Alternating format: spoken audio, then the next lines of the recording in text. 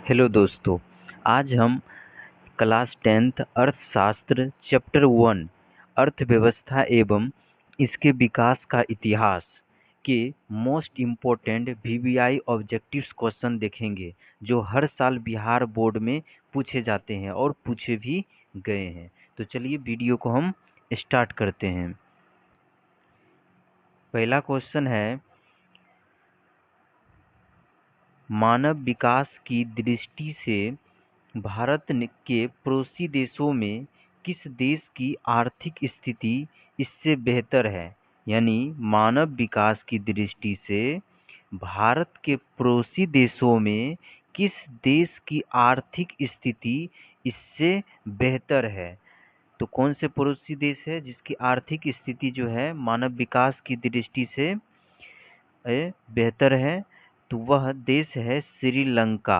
वो कौन सा देश है? वो देश है श्रीलंका, जिसकी आर्थिक स्थिति जो है मानव विकास की दृष्टि से बेहतर है। नेक्स्ट क्वेश्चन,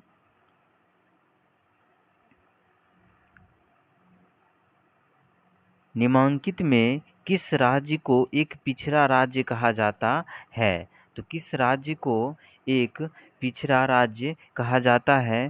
तो वह है बिहार। तो बिहार राज्य को जो है पिछड़ा राज्य कहा जाता है।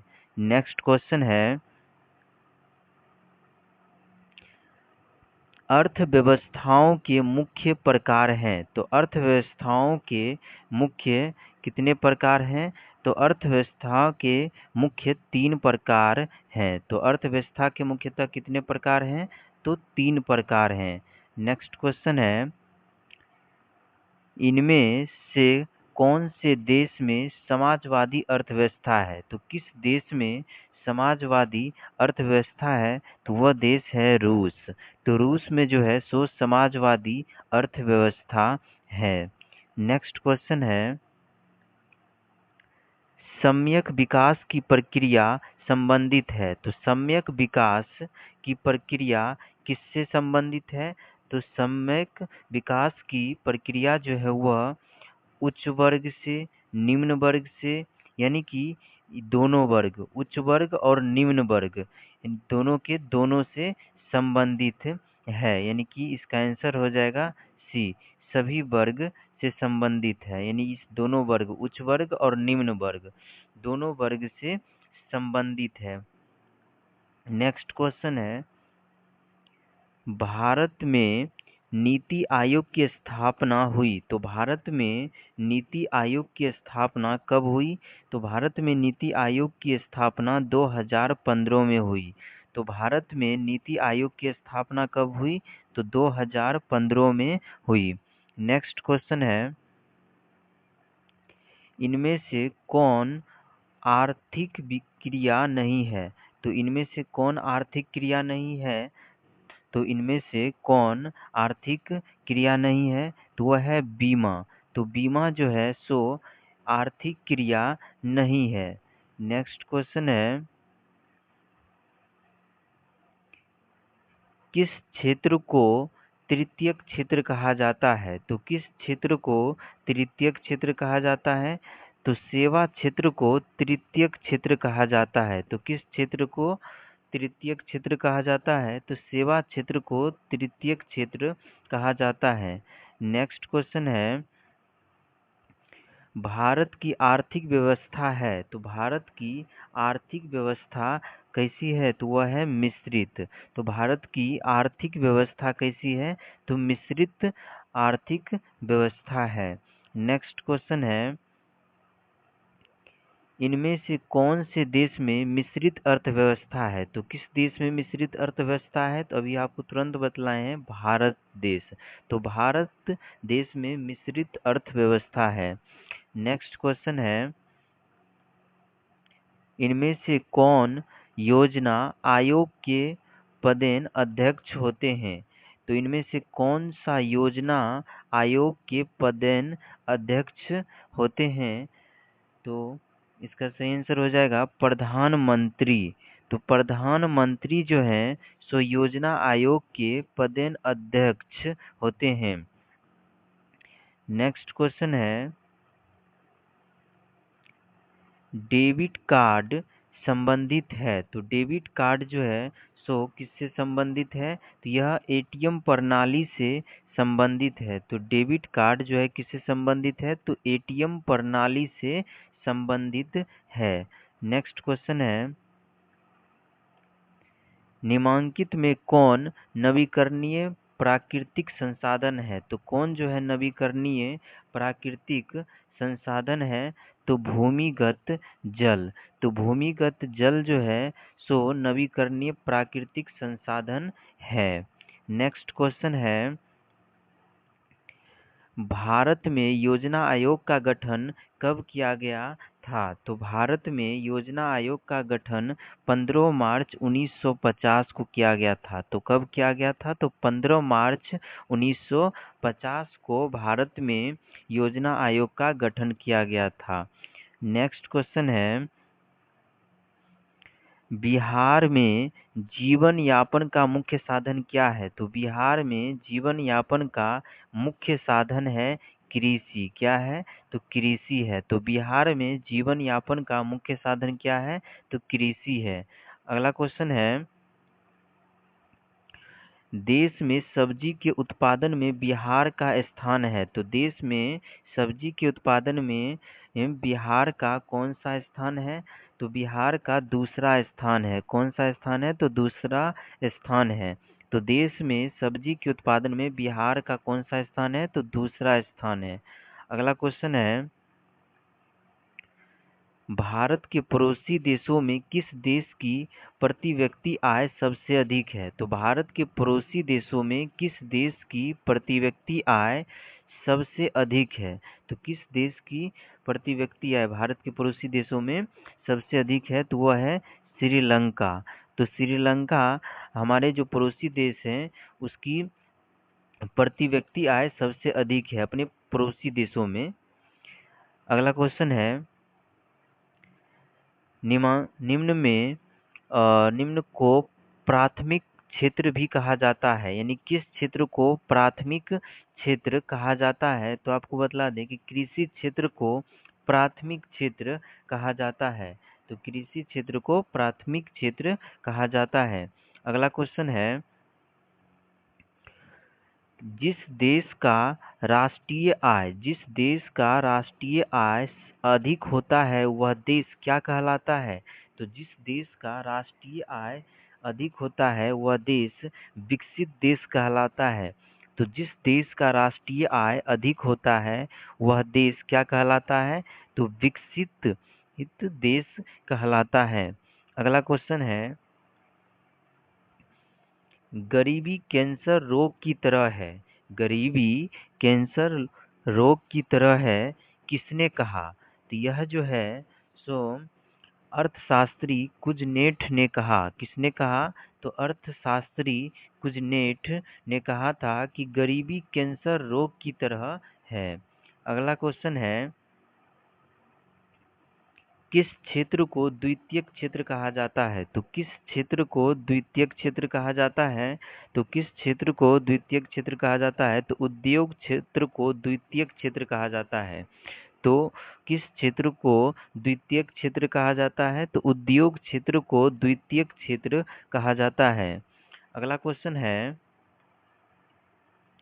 11वीं पंचवर्षीय योजना की अवधि क्या है? तो 11वीं पंचवर्षीय योजना की जो अवधि है सो क्या है? तो वह है 2007 से 2012। तो 2007 से 2012 की अवधि 11वीं पंचवर्षीय योजना की अवधि है। अगला क्वेश्चन है, आर्थिक विकास का गैर आर्थिक कारक कौन है? तो आर्थिक विकास का गैर आर्थिक कारक सामाजिक संस्थाएं हैं। कौन से हैं? तो सामाजिक संस्थाएं हैं। तो आर्थिक विकास का गैर आर्थिक कारक कौन है? तो सामाजिक संस्थाएं हैं। अगला क्वेश्चन है,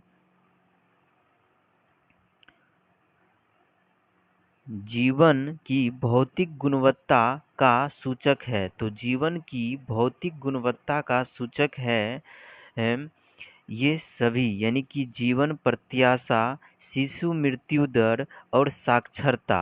यानी कि जीवन प्रत्याशा, शिशु मृत्यु दर और साक्षरता, यानी कि तीनों के तीनों, यानी इनमें से सभी सभी के सभी जो है सो क्या है, जीवन की भौतिक गुणवत्ता का सूचक है। अगला क्वेश्चन है, अत्यधिक जनसंख्या वृद्धि से आर्थिक विकास की गति क्या होती है? तो अत्यधिक जनसंख्या वृद्धि से आर्थिक विकास की जो गति होती है सो मंद हो जाती है, यानी कि धीरे हो जाती है। तो अत्यधिक जनसंख्या वृद्धि से आर्थिक विकास की गति क्या होती है? तो मंद हो जाती है। अगला क्वेश्चन है, एक अर्थव्यवस्था का सृजन होता है। तो एक अर्थव्यवस्था का सृजन होता है प्राकृतिक संसाधनों से, भौतिक संसाधनों से, मानवीय संसाधनों से, यानी कि इनमें से सभी से जो है एक अर्थव्यवस्था का सृजन होता है। तो एक अर्थव्यवस्था का सृजन होता है प्राकृतिक संसाधनों से, भौतिक संसाधनों से, मानवीय संसाधनों से, यानी कि इनमें से सभी। अगला क्वेश्चन है, राष्ट्रीय विकास परिषद का गठन हुआ था। तो राष्ट्रीय विकास परिषद का गठन कब हुआ था? तो राष्ट्रीय विकास परिषद का गठन 1952 में हुआ था। कब हुआ था? तो 1952 में हुआ था। अगला क्वेश्चन है,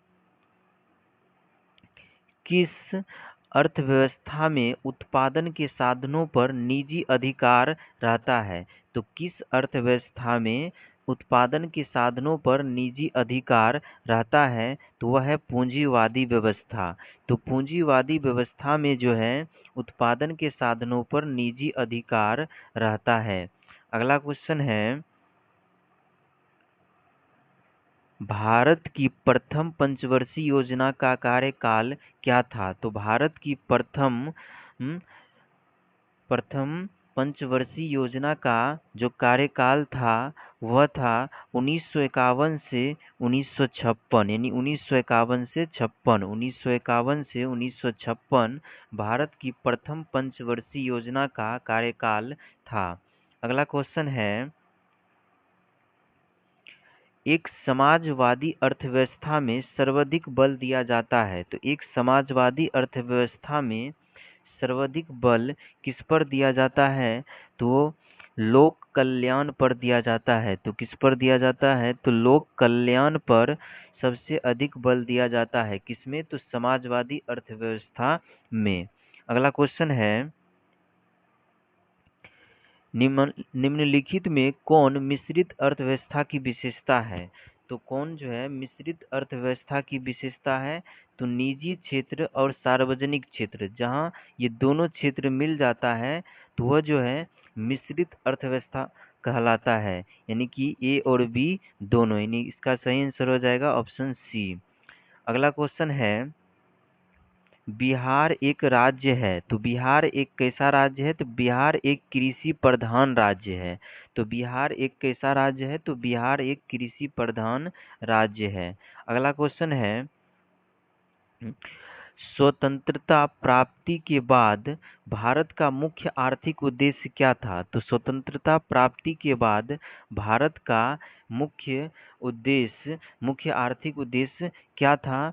तो मुख्य आर्थिक उद्देश्य जो था वह था कृषि प्रधान, यानी कि कृषि प्रधान से यदि हम बात करें तो जो है इससे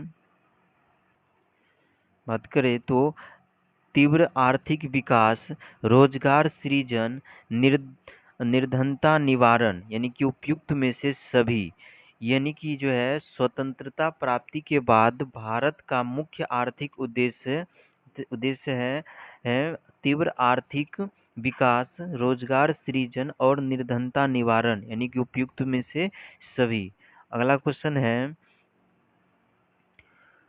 बिहार के आर्थिक पिछड़ेपन का प्रमुख कारण क्या है? तो बिहार के आर्थिक पिछड़ेपन का प्रमुख कारण है जनसंख्या वृद्धि, कृषि पर जनभार, बाढ़ एवं सूखा, यानी उपयुक्त में से सभी। तो सभी के सभी जो है जनसंख्या वृद्धि, कृषि जनभार और बाढ़ एवं सूखा, ये तीनों के तीनों जो है बिहार के आर्थिक पिछड़ेपन का प्रमुख कारण है। अगला क्वेश्चन है, आर्थिक विकास की माप के लिए सबसे उपयुक्त सूचकांक क्या है? तो आर्थिक विकास की माप के लिए सबसे उपयुक्त सूचकांक है प्रति व्यक्ति आय। क्या है? तो प्रति व्यक्ति आय। तो प्रति व्यक्ति आय जो है यह आर्थिक विकास की माप के लिए सबसे उपयुक्त सूचकांक है।